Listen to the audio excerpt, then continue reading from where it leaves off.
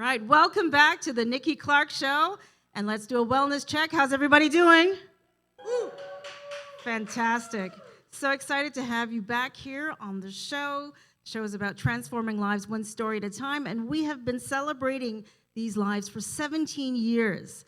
So I am excited to have a stellar guest on the show with me today. From bold flavors to cultural storytelling, Chef Dev is making a name in the culinary world through creativity, excellence, and heart. So please put your hands together and welcome Chef Dev to the show. So happy to be here. Thank you for having me. Oh, it's a pleasure. Thank you so much. And the last time I saw you, we were seated together. We were co-judges for the Pepper Pot contest. That was a lot of fun, wasn't it? That was so much fun. Did And you it eat was the pepper? I sure did. Yeah. And then my mucous membranes, they were inflamed. But I think you were the one that gave me some water, so thank you. You're welcome. I'm also the one that probably encouraged you to have the pepper. I can't eat without it. And Yeah, that Wiri Pepper you just- Challenge, our famous pepper from Guyana, I eat it like all over the world raw, and it's a nice way to bring some visibility to our country. Absolutely. I Yeah. had so much fun. Mm. So, yeah, I hope to be invited back again. So let's talk about your beginning. What inspired your journey into the culinary world? I was always obsessed with food. Ever since I was a very young kid, always drawn to the sights and sounds and aromatics of the kitchen, the pots clanging, the flame turning on, the sizzling, the reducing, the steam in the air. I was always drawn to it for some reason. I also learned from a very young age, being so close to my mother and my grandmother, that food had the power to kind of make you forget about the entire day that you had. At the end of a long day, or if something's going on, you sit at the table and you break bread by yourself, or you're fortunate enough to be with loved ones, and you're not really thinking or really processing anything else but that moment that you're in.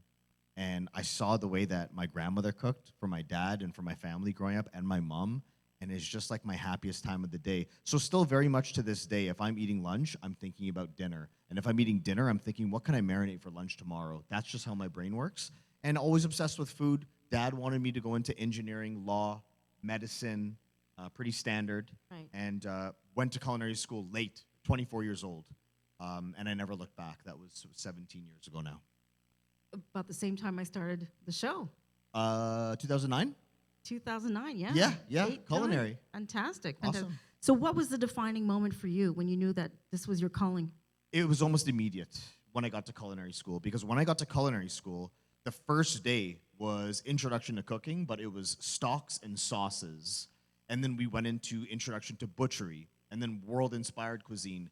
Everything that I had been studying on the internet and traveling and eating and everything that I was obsessing about and reading articles about, it was the first time in my life that I was going to bed excited to wake up to go to school.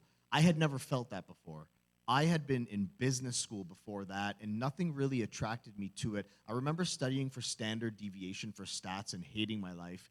And then, 6 months later or a year later, I'm writing essays on, on clarified butter, and I'm memorizing internal temperatures of meat, and I'm learning mother sauces, and I'm learning how to make like feijoada, like Brazilian national dishes. I'm like, can't be school anymore.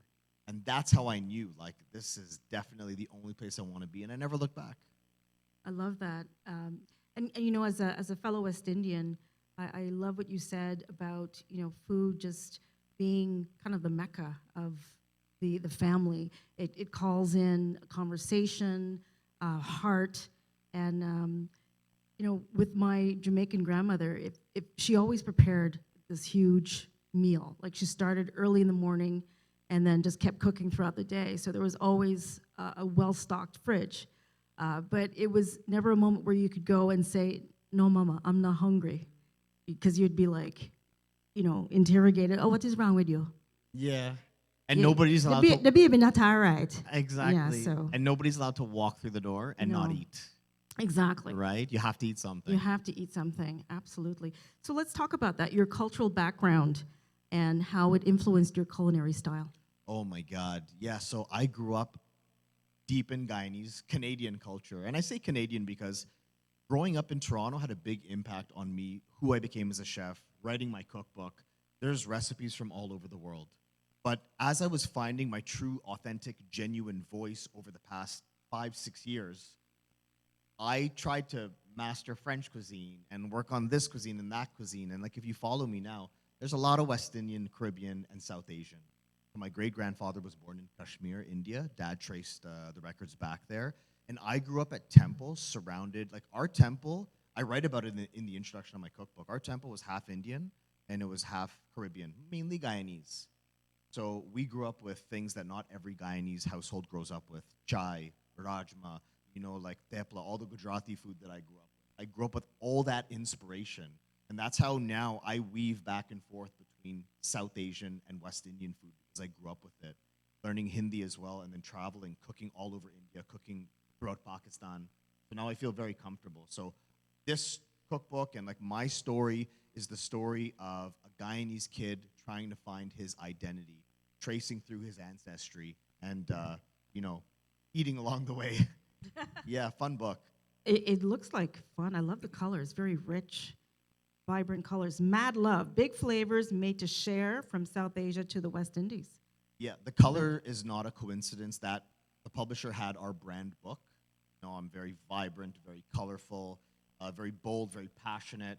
So throughout that cookbook, it's all our brand book. And like on the front, it tells the West Indian, South Asian story. Why? Mm-hmm. There's pepper pot. Pepper pot, Beside biryani. it's a staple. Biryani's there. There's pepper shrimp, Guyanese style pepper shrimp, but then jalebi is there. Masala street corn from Gerrard Street. I grew up in Toronto, so eating masala street corn, and then you have flatbread for the pepper pot there too. So it's fun. I love that. Yeah. And where can people find the book? It's on Amazon, Chapters. I'm still 2 years later doing crazy book signings. I have Ancaster coming up. I have Oshawa coming up.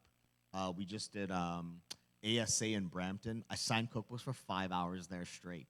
Wow. It was crazy. Brilliant. So just 2 years later, to still be getting all this love is amazing. And you can get it on Amazon the next day. And then if you're in the States, I'm still touring the States. I mean, I've done book signings all over South Florida, all over New York, Turks and Caicos, done all over Guyana. The book's available all over Guyana as well. Mm-hmm. There's even books floating around in Jamaica. Well, no doubt. No doubt. No doubt. Kingston to Montego Bay. Mm-hmm. All over. I All love right. Kingston so much. Everyone tells me everywhere, it seems like everywhere I travel, everyone all the time is like, don't go there.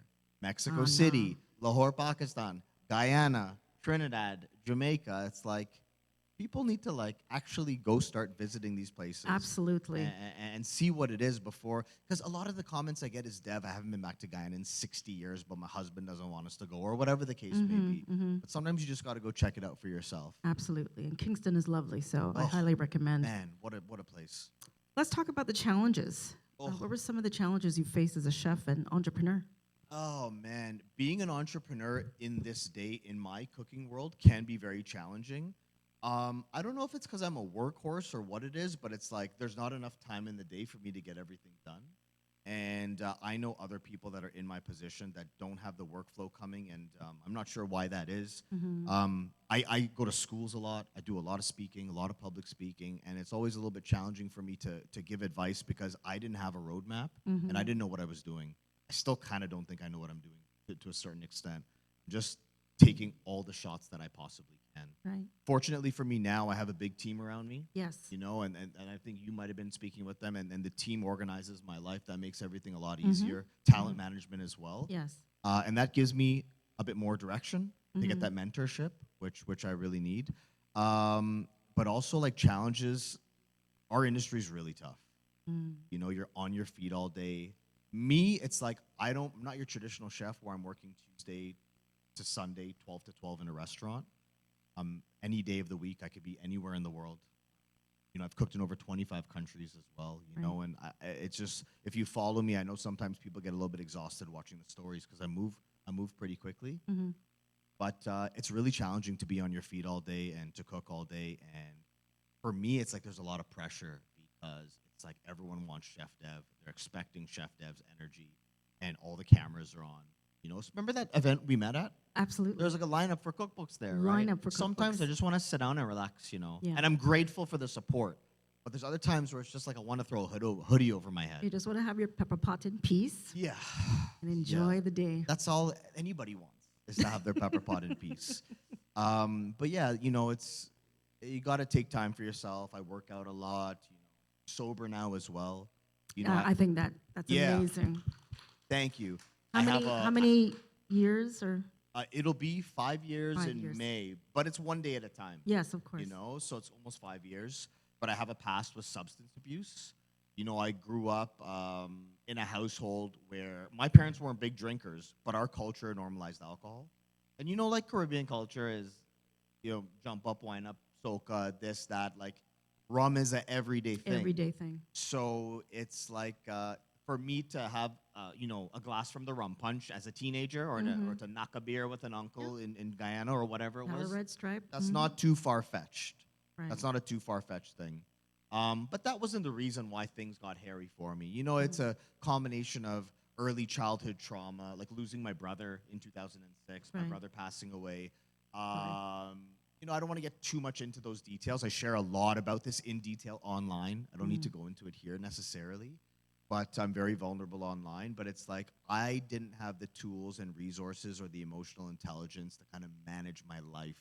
And I constantly wanted to escape the headspace that I was in. And I lived like that for many, many years. By the grace of God, I was able to turn things around one day at a time. That's beautiful. And what the beautiful part for me is leveraging this audience and community that I've built to spread this message. Like you commented on that video, I was guest speaker at an Alcoholics Anonymous meeting a few nights ago. I get asked to speak a lot, which is amazing. And I just took 2 minutes to put something out online. And it's helping a lot of people. You know how much people reached out and they're like, where's that link? How do I find a meeting? People in Guyana are same thing as well. They didn't know there's meetings in Guyana.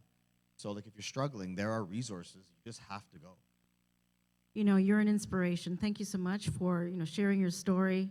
I just think you're amazing. You're too I really kind. do. I think you're amazing. Give them an incredible round of applause. This lovely audience. So before we wrap up, I have some rapid fire questions for you. And I think you already answered one of the questions, so we're going to scrap that.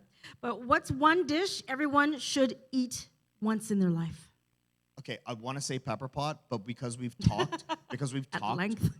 because we've talked about pepper pot already, maybe I should use something else. But if I had to pick one thing, it's probably my favorite thing to eat in the world. It's chicken biryani.